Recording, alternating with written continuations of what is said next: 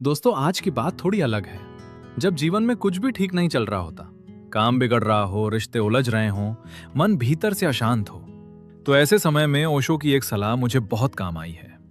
आज मैं वही आपके साथ साझा करना चाहता हूं। ओशो कहते हैं, तुम मानते हो कि अच्छा होना जरूरी है और यही तुम्हारी सबसे बड़ी मुसीबत की जड़ है। बुरा और अच्छा दोनों सिर्फ लहरें हैं, समुद्र नहीं। तुमने लहर को समुद्र समझ लिया है। जरा सोचिए इस बात को।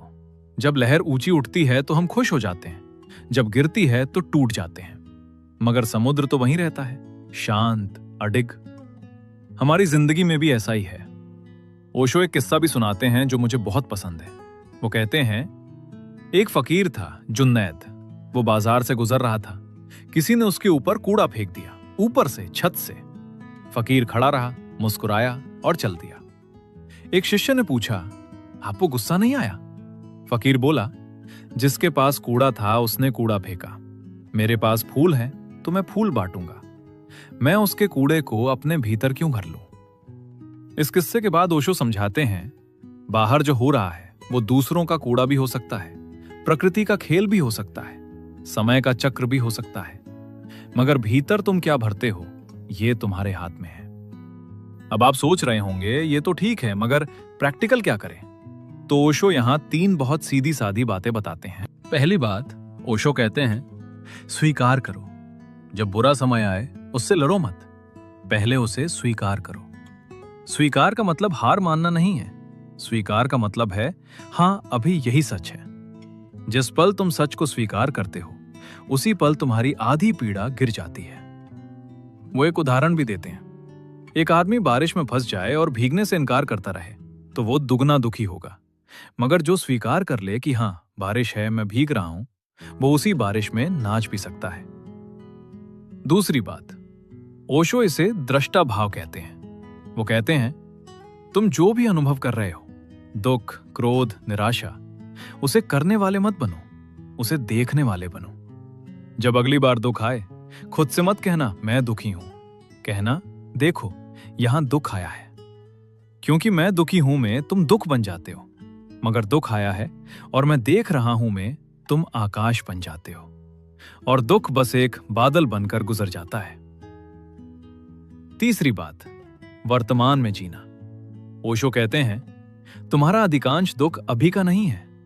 जब तुम परेशान होते हो तो असल में या तो तुम बीते हुए कल को कोस रहे होते हो या आने वाले कल से डर रहे होते हो। मगर अभी इस क्षण में क्या तुम्हें कोई वास्तविक खतरा है?